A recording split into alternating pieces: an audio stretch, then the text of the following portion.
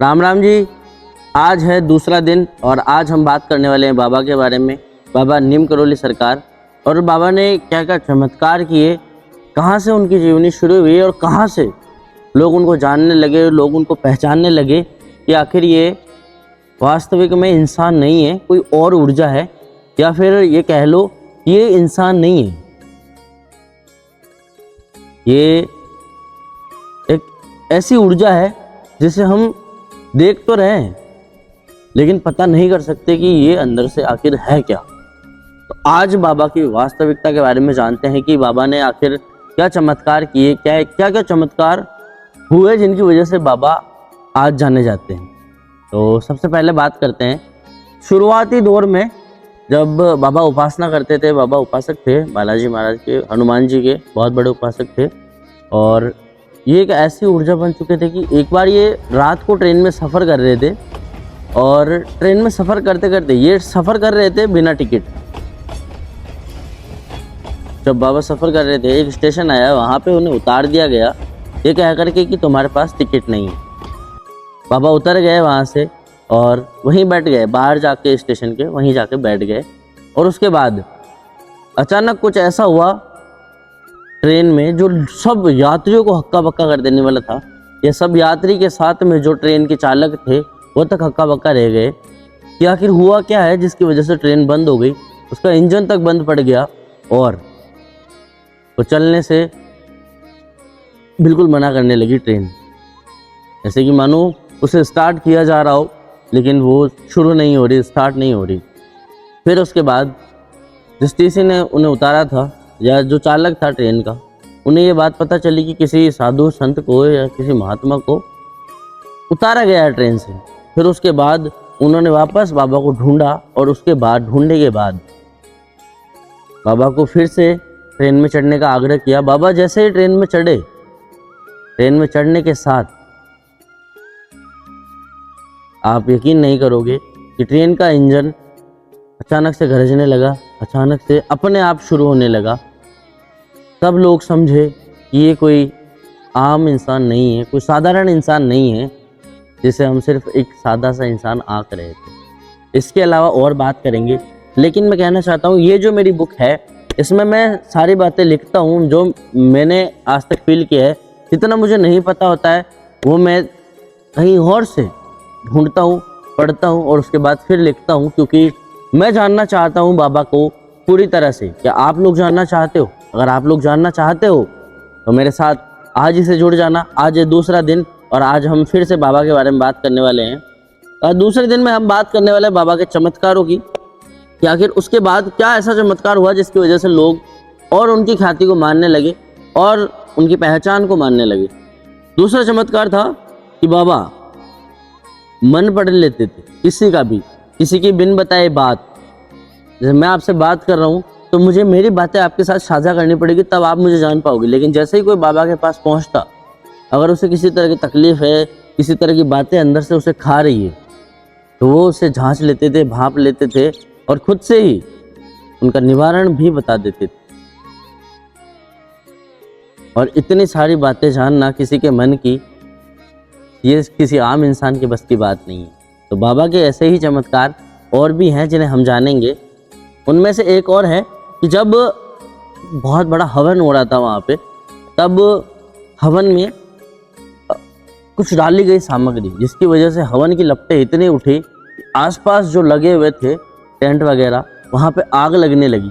और वहाँ पे जितने लोग बैठे थे, जितने भक्त बैठे थे, जितने उपासक बैठे थे, उन सभी के मन विचलित हो गए, उनमें भगदड़ जैसी मचने लगी।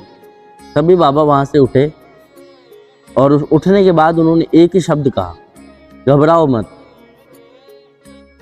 मानो जैसे कि कुछ हुआ ही नहीं हो।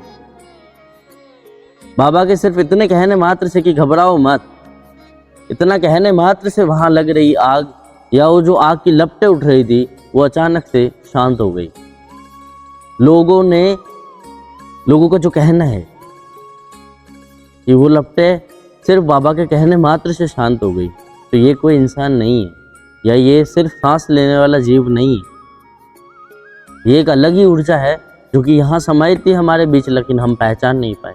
जो ट्रेन वाला इंसिडेंट हुआ था उसके बारे में बात करता हूँ, उसमें कुछ बात अधूरी रह गई थी। जो ट्रेन वाला इंसिडेंट हुआ था वो हुआ था नीम करोली, जहाँ पे अभी बाबा का धाम है, जहाँ पे जो सबसे प्रिय जगह है उनकी, वहीं आसपास के क्षेत्र में ही वो ट्रेन, वहीं पे उन्हें उतारा गया था और वहीं पे वो ट्रेन खत्म हुई थी। इसीलिए उनका नाम नीम करोली बाबा है, जो रखा गया है नीम करोली बाबा, वो इसीलिए रखा गया है। इसके बाद हम बात करते हैं विदेशियों पर असर। तो विदेशियों पर कैसे असर हुआ, इसके बारे में बात करते हैं कि विदेशियों पर कैसे असर हुआ। एक शख्स आया था विदेश से, रिचर्ड अल्पर्ट, जो बाबा के साथ में बैठे, बाबा के पास में आए, वो भी उपासक थे। बाबा के पास में आकर के बैठे और बाबा से बात करने लगे, और बाबा से उन्होंने जो बातें नहीं भी कही थी, जो उनकी जीवनी में जिनकी बातें थी, जितनी बातें थी, तो किसी से उन्होंने नहीं कही, वो उनको बाबा के मुख से सुनने को मिल रही थी। एक एक बात को बाबा बता रहे थे कि तुम ये थे, तुम यहाँ थे, तुम उस वक्त इस वक्त में थे, इस परेशानी में थे, तुम्हारे साथ ये हुआ ये हुआ। इतनी सारी बातें बाबा ने उनके मन की बता दी। और उसके बाद रिचर्ड अल्पर्ट जिनका नाम था, बाद में उनका नाम रामदास हो गया, क्योंकि वो बाबा की शरण में रहने लगे। उसके बाद बाबा को छोड़ के गए नहीं। वो ये कहना है विदेशों का। उसके बाद से सिर्फ और सिर्फ भारत देश में नहीं, बाहरी देशों में, विदेशों में भी बाबा के नाम के चर्चे होने लगे, बाबा के नाम के डंके बजने लगे, और बाबा के चमत्कारों को लोग यहाँ सच सच और सिर्फ सच, उसी राह में वहाँ से यहाँ तक चले आते। उसके बाद हम बात करते हैं उनकी अलौकिक उपस्थिति। जैसे कि मैंने बात करी थी अभी, जो ट्रेन चलती ट्रेन जो रुक गई, आग की लपटें शांत हो गई, किसी का मन पढ़ लेना, ये किसी अलौकिक उपस्थिति या अलौकिक चमत्कार से कम नहीं है। क्योंकि वो इंसान बिना आपकी बात जाने, बिना आपको जाने, आपके मन की बातें कैसे कह सकता है। ये सिर्फ और सिर्फ संभव है आपकी प्रार्थना से, आपके नाम लेने की शक्ति से, और आपके सिर्फ और सिर्फ एक विश्वास मात्र से। और ज़रूरी नहीं है कि आप मंदिर में जाकर के ही सेवा करो, ज़रूरी नहीं है कि आप किसी मंदिर में बैठ के ही राम का नाम ले, या प्रभु का नाम ले, या आपके इष्ट का नाम ले, ज़रूरी नहीं है। आप एक इंसान होकर के इंसान की मदद करना सीखिए, सेवा करना सीखिए, किसी दुखी को मदद कीजिए, कोई भूखा है उसे खाना खिलाइए। क्योंकि बाबा के चमत्कार ऐसे ऐसे मैंने सुने, रियल लाइफ एक्सपीरियंस बता रहा हूँ, रियल लाइफ एक्सपीरियंस, बाबा के ऐसे ऐसे चमत्कार जो कि कहीं लिखे हुए भी नहीं। जब लोग मुझसे मिलते हैं और मुझे ये कहते हैं कि हमने बाबा को देखा लेकिन पहचानने में देर कर दी, बाबा हमें मिलने आए थे स्वयं लेकिन हमने पहचानने में देर कर दी। इस तरह के इंसिडेंट, एक इंसिडेंट मैं शेयर करता हूँ आप लोगों के साथ में। मैं हनुमान मंदिर बैठा था और वहाँ पे कोई एक और शख्स हैं जो हमारे यहीं के हैं, वो 40 दिन का पाठ करने के लिए रोज़ आते थे वहाँ, और मैं शनिवार को गया था। मैं वहाँ बैठा, वो बाबा की एक प्रतिलिपि लेके आए थे, एक फ़ोटो जो कि वहाँ से केची धाम से उन्होंने खरीदी और वहाँ से वो लेके आए। उनकी वो पूजा करते और साथ ही साथ हनुमान जी की पूजा करते। उसके बाद थोड़ी देर उन्होंने अपना पूजा पाठ शुरू करने से पहले जो क्रिया करते हैं वो करते हैं। मैं अपनी पूजा करके संपन्न हो चुका था, तभी उन्होंने मुझसे बात करी। तब तक मैं बाबा के आश्रम नहीं गया था, नहीं ना मैं बाबा के वहाँ गया था। मैं सिर्फ सोच रहा था, मैं सुबह से सोच रहा था कि मैं मंदिर जाऊंगा, और मुझे ख्याल आ रहा था एक बाबा का। मैं जैसे वहाँ मंदिर गया, मंदिर के बाद मैंने पूजा करी। पूजा करने के बाद में ऐसे उस शख्स की पूजा चल रही थी, उसी दौरान मैं वहीं रुका, मैं गया नहीं वहाँ से। उनका जो कार्यक्रम था, जो वो कर रहे थे, वो संपन्न हुआ।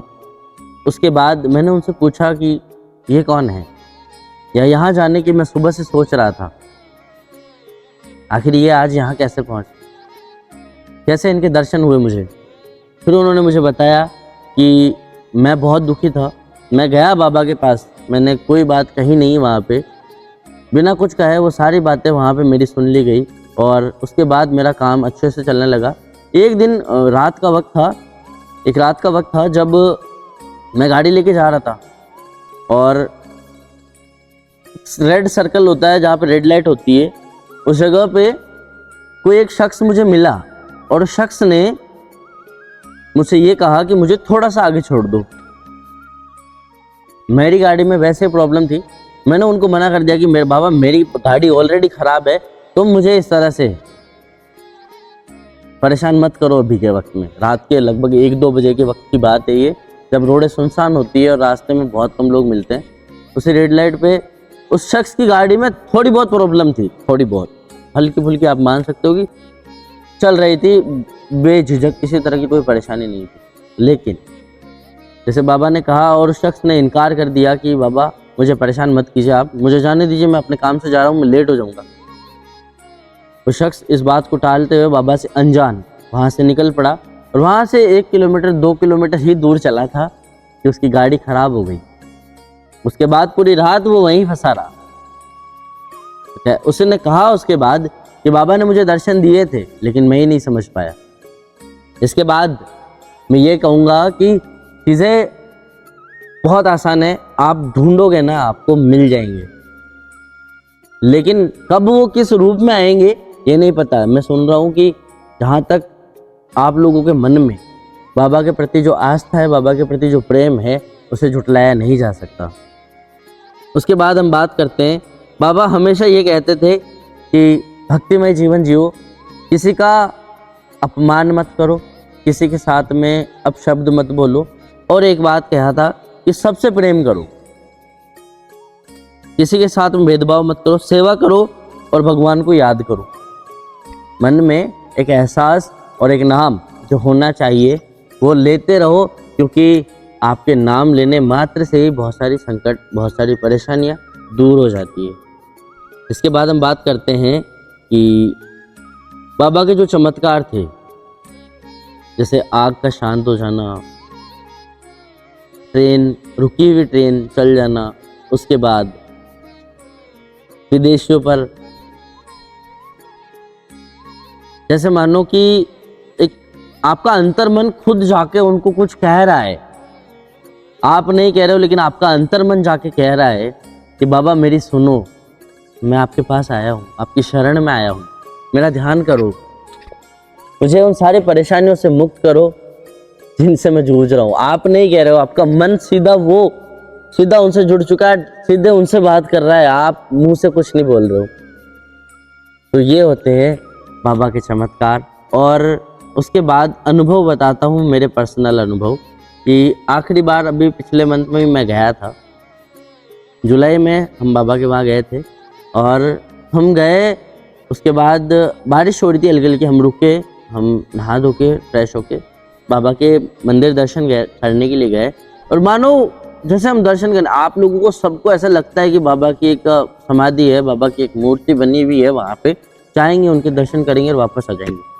लेकिन कभी आप जाना, अपने मन को शांत करने के लिए वहाँ जाते हैं लोग, आप जाना, न मन में किसी तरह की इच्छा रखना, न किसी तरह की अर्जी रखना, न किसी तरह का और कोई भाव रखना, आप बस शांत मन से जाना।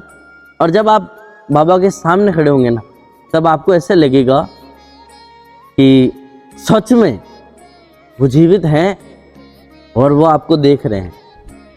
ये मेरा पर्सनल अनुभव है। मैं कहता हूँ जब ये बातें मैं कहता हूँ ना, गूस बम्स आने लगते हैं सच में।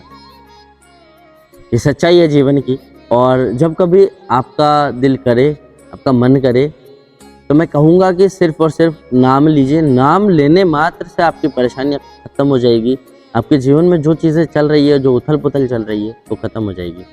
आज का दूसरा दिन समाप्त होता है। आज के दूसरे दिन में हमने जो सीखा, जो जाना, वो बाबा के बारे में था कि बाबा किस तरह से देश विदेश में अपनी ख्याति को, या देश विदेश में लोग कैसे उन्हें जानने लगे, कैसे उनके चमत्कार हुए।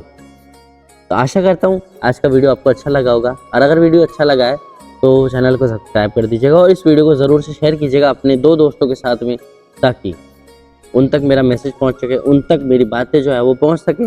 और जीवन में कभी मौका मिले, कभी बाबा की कृपा हो, तो बाबा के आश्रम या बाबा नीम करौली के धाम पे ज़रूर जाके आइएगा। वहाँ से आपको एक ऐसी पॉजिटिव एनर्जी मिलेगी जो आपको जीवन जीने में या उस जीवन को आसान बनाने में और ज़्यादा मदद करेगी। राम।